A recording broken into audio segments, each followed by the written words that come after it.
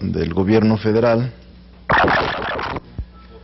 y nos parece, una vez que hemos conocido algunos detalles del mismo, debemos fijar nuestra posición política.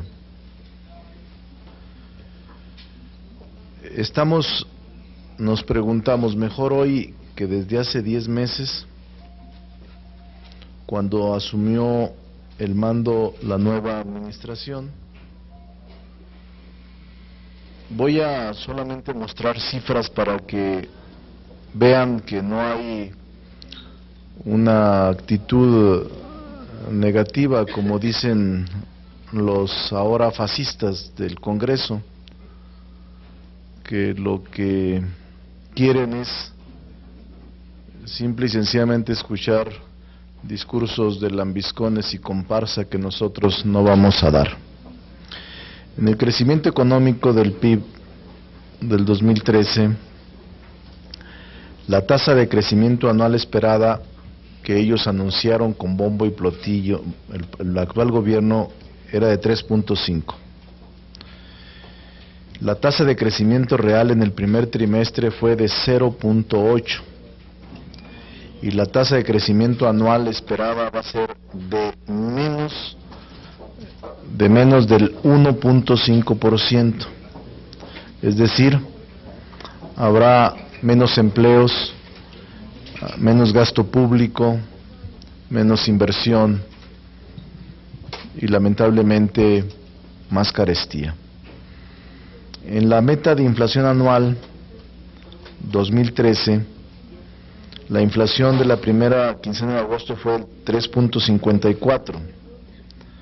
Sin embargo, los últimos meses fue arriba del 4%,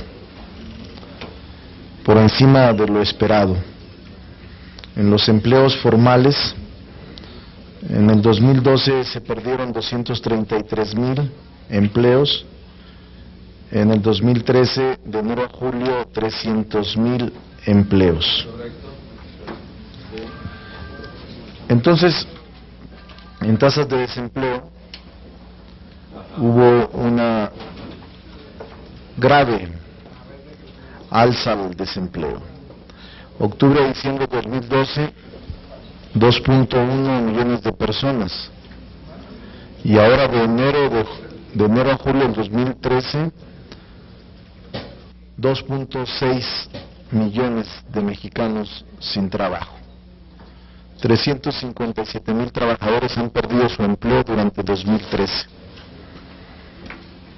Informalidad laboral, en septiembre del 2012 la tasa de formalidad laboral era del 60%, 11 meses después creció. Es decir, 6 de cada 10 trabajadores lo hacen en la informalidad, sin prestaciones y con ingresos vulnerables. ¿Qué decir de la energía, de la gasolina, del gas y de la luz eléctrica? En diciembre del 2012, la gasolina 10.72 litros, el gas doméstico 11.93, la luz eléctrica 3.43 kilowatts en la tarifa residencial y en el sector industrial 1.55. Agosto del 2013, la gasolina magna 11.69. La primera vez en la historia de la reciente etapa donde la gasolina es más cara en México que en los Estados Unidos, lo que demuestra que no se rige por los precios internacionales, sino por las metas de recaudación fiscal. Lo mismo ocurre con el gas doméstico, 12.17 litros, subió de 11.9 a 12.17, y la luz eléctrica subió de 3.86, de 3.42 a 3.86, 12% más en ambas tarifas. Canasta alimenticia recomendable, en diciembre de 2012 el costo diario de la CAR era 183. En agosto del 2013 el costo diario de la canasta básica es 253, es decir, un incremento del 28%. Y algunos productos como el tomate verde aumentaron al 300% en 5 meses. El promedio del salario mínimo fue del aumento 3.9 y de la canasta básica 28%. Se disminuyó el poder adquisitivo de la clase trabajadora. El monto esperado en la ley de ingresos era de 425,000 millones de pesos. El monto recaudado 405,000. Hay un déficit de 19,000.6 millones de pesos.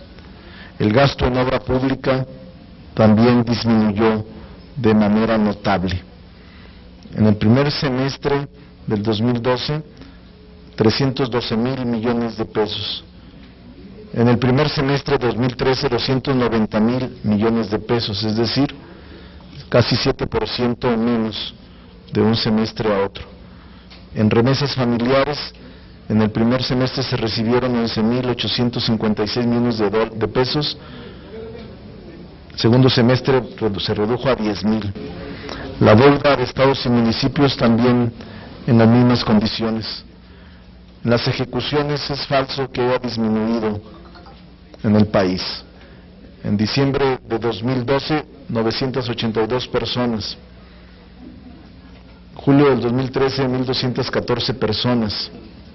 Promedio diario del actual gobierno, 35 personas diarias mueren. Y un problema grave son los grupos comunitarios de autodefensa. Al mes de noviembre del 2012 había 8 grupos en 3 entidades. A agosto del 2013 hay 54 grupos en 50 municipios de 8 entidades de la República, con un promedio de 60 a 80 integrantes por grupo. La situación de los derechos humanos sigue peor. Hoy, la Comisión de Derechos Humanos Nacional y la Comisión de Derechos Humanos del Distrito Federal se han convertido en alcahuetes, lambiscones y, en el mejor de los casos, pajes del gobierno federal, pajes de la represión. Son como una especie de bufones del presidente de la República, del PRI, del PAN y del Verde. Es peor la situación de los derechos humanos. Nunca en la historia se había presentado un hecho como el que estamos viviendo, que la Comisión de Derechos Humanos acompañe a los órganos represores a justificar su actuación. Pero un tema más grave es el de la corrupción. 6 casos profusamente ventilados esperan resolución. El desvío de recursos en el gobierno de Coahuila durante la administración de Humberto Moreira, que se mantiene en la impunidad, el desfalco de las arcas de Tabasco por el exgobernador Andrés Granier, el tráfico de influencias para otorgar permisos a empresarios de casinos cercanos a dirigentes del PAN, el tráfico de influencias del yerno del rey de España en el gobierno de Felipe Calderón para obtener contratos en materia energética y de infraestructura, y la exoneración y devolución de bienes de Raúl Salinas de Gortari, además de la liberación anticipada del narcotraficante Rafael Caro Quintero. Asuntos de profunda impunidad y de indignación.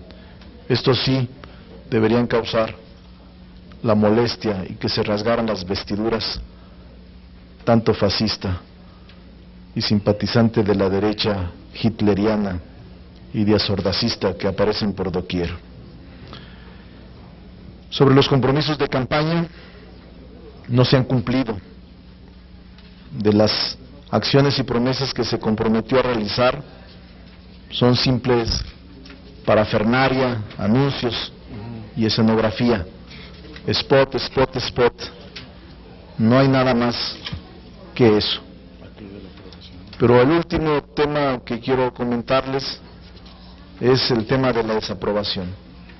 Primer trimestre la aprobación era el 56%, la desaprobación 29%. Segundo trimestre la aprobación 55%, la aprobación 33%. 9 meses de gobierno, la aprobación de Peña Nieto ha disminuido y para nosotros está reprobado. Las distintas encuestadoras manifiestan las tendencias a la baja por un mal gobierno insensible y corrupto. Y el último tema, viajes al exterior. Hasta el 1 de septiembre del 2013, el titular del Poder Ejecutivo mexicano ha realizado 10 giras internacionales, es decir, una gira cada 25 días con un costo promedio de 1.8 millones de pesos por gira, con una duración promedio de 3.5 días, habiendo acumulado ya 100,000 millas de estancia en el aire, 160,000 kilómetros aproximadamente. Es el señor Peña Nieto el viajero frecuenta más distinguido del mundo. En lo que resta del año están programados 3 más viajes internacionales: la cumbre de los líderes del G20 en San Petersburgo, Rusia, 4 y 5 de septiembre, la cumbre de los líderes del APEC en Bali, Indonesia, en octubre, y la cumbre iberoamericana también en octubre en Panamá, más las que surjan de manera contingente, es decir, al final del año podrían sumar hasta 14 giras internacionales. De acuerdo a sus páginas oficiales, Barack Obama en su primer año de gobierno, 2009, realizó 15 giras internacionales. El presidente Mariano Rajoy reportó 18 viajes, mientras que el canciller alemán Angela Merkel consignó 8 giras oficiales en 2013. En México, Calderón realizó 6 viajes en su primer semestre de gobierno, Vicente Fox 7 giras, y en la época de las presidencias del PRI, los mandatarios más viajeros fueron Luis Echeverría y Carlos Salinas, con un promedio de 11 giras anuales. Es decir, ha superado con creces su activismo y sus viajes, que más que giras de trabajo parecieran ser fugas de trabajo. Están conmigo los diputados José Antonio Hurtado, de Tlalpan, mayoría, el diputado Juan Luis Martínez, de Oaxaca, y Ricardo Mejía, vicecoordinador del grupo parlamentario.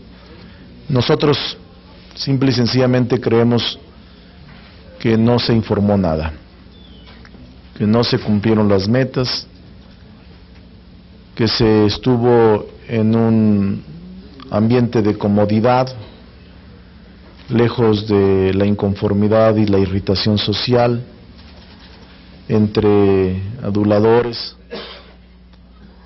Se siente bien, pero no se atreve a enfrentarse a la realidad.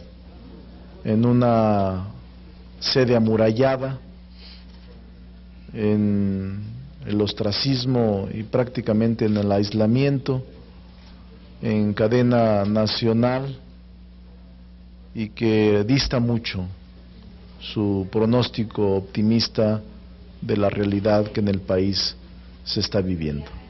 Los estados de la República están viviendo un verdadero infierno por la inseguridad, por los secuestros, por la extorsión, por los delitos y sobre todo por el desempleo y la falta de oportunidades para sus familias.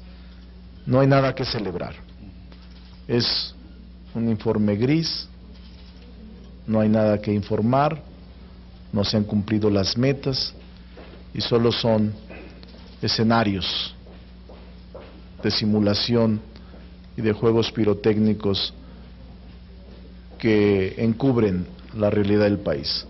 No sé si alguno de los diputados quisiera comentar algo. Está Ricardo Mejía.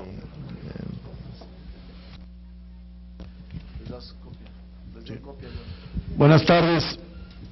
Vamos a pedir que las diferentes comparecencias de funcionarios ante el Pleno, en primerísimo término, que comparezca Emilio Chuaifet Chemor y que deje de estarse escondiendo después del desastre educativo que ha venido realizando en el país. Queremos que sea una comparecencia ante el Pleno y no solo ante la Comisión de Educación, de igual manera que comparezca el secretario de Gobernación, Miguel Ángel Osorio Chong, el secretario de Energía, Pedro Joaquín Coswell, el secretario de Hacienda, Luis Videgaray Caso, y la secretaria de Desarrollo Social, Rosario Robles. Parece que es fundamental que den la cara, que dejen de estarse escondiendo en este gobierno de televisión y de nulo contacto social y represión que estamos viviendo en el país. Vamos a insistir en estas comparecencias. Queremos que ya el bloque PAN, PRI, Verde y una parte del PRD no los cobijen, que no se escondan detrás de ellos y que den la cara a la nación, porque hemos vivido que este Congreso amurallado únicamente ha venido a servir de tapete para el Ejecutivo, y me parece que en este desaseo que estamos viviendo no sería raro que se concretaran albazos en el tema energético y en el tema hacendario y financiero en las próximas sesiones, sin ningún cuidado de las formas y de los procedimientos. Es lo que yo quería agregar. Algunos legisladores de esta Cámara estaremos acompañando el próximo domingo 8 de septiembre a Andrés Manuel López Obrador en el Zócalo. Lo vamos a hacer con toda convicción, porque lo que está pasando en el país no se puede permitir. El saqueo que está sufriendo la nación no puede tener complacencias, ni puede tener diferencias. Nosotros vamos a acompañar en el Zócalo algunos de los legisladores de manera libre, no como grupo parlamentario, sino de manera libre. Acompañaremos a la gente y a Andrés Manuel para establecer estrategias de defensa del petróleo que podrá ser intercámara o extracámara. No tenemos nada de qué cuidarnos. La nación puede perder el recurso más importante que tiene este país, y no podemos jugar, ni tampoco endeudar, ni permitir el saqueo de lo que le pertenece a las generaciones futuras de mexicanos. Si tienen alguna pregunta, estoy a sus órdenes. Estamos a sus órdenes.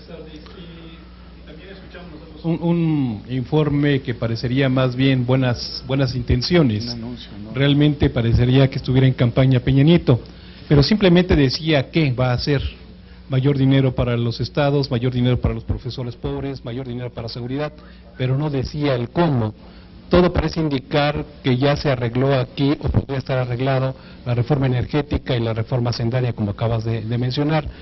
¿Qué van a hacer los partidos de izquierda para detener pues esta andanada ya de levantaderos que podría ser en los próximos meses? Sí, lo que ayer pasó en esta Cámara es inverosímil.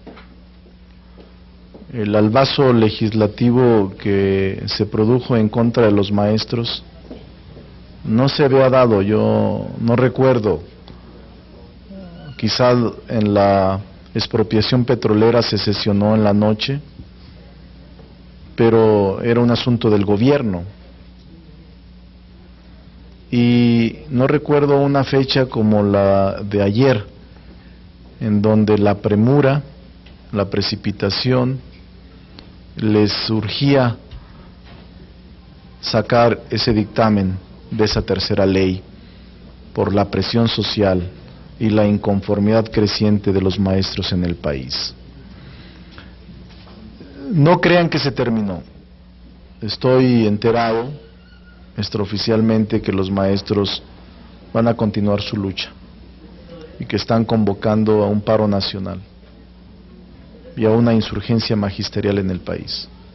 Si así lo hacen, nosotros creemos que tienen razón al ser excluidos y al ser ignorados y burlados por las comisiones de educación de la Cámara de Diputados y de Senadores. ¿Qué vamos a hacer? Nosotros vamos a plantear un frente legislativo que se oponga a esta antipatriótica medida de ceder la renta petrolera a empresarios nacionales y extranjeros. Vamos a oponernos con razones históricas, jurídicas y políticas en la Cámara, pero creemos que la verdadera lucha estará en la calle. El PRI anunció que saldría a la calle, hasta ahora no los he visto. Deberían sacar a la calle para defender su reforma magisterial.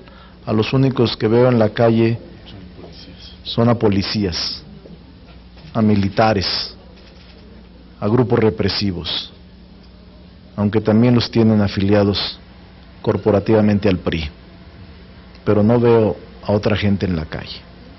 Nosotros vamos a salir, porque el agravio contra la nación es tan grande que no importan prestigios personales. No importa que nos ataquen los sicarios, que nos amenacen, que un día hablen mal de nosotros y otro también. No nos preocupa. Siempre nos hemos enfrentado a ese tipo de cosas. Respetamos a los periodistas honestos, pero también reconocemos muy bien a todos aquellos que no lo son. No tenemos problema. Seguiremos nosotros enfrentando a la reacción que quisiera ofrecer en venta de garage a nuestro país. No lo van a conseguir tan fácilmente. Vamos a actuar con mucha convicción y firmeza, pero siempre de manera pacífica. Por eso convocamos para que el 8 de septiembre vayan al Zócalo a acompañar a la gran movilización en contra de la privatización y de la reforma fiscal que viene y que se anuncia precisamente el 8 de septiembre. Vamos a convocar un frente adentro de la Cámara, pero no nos confiaremos. Estamos esta semana yendo a pueblos, a municipios, estados, para concientizar a la gente, informarles el grave problema, atraco y agravio que pretende hacer el PRI, el PAN y el Verde en contra de la nación, en contra de los mexicanos y mexicanas de este país. Muchas gracias.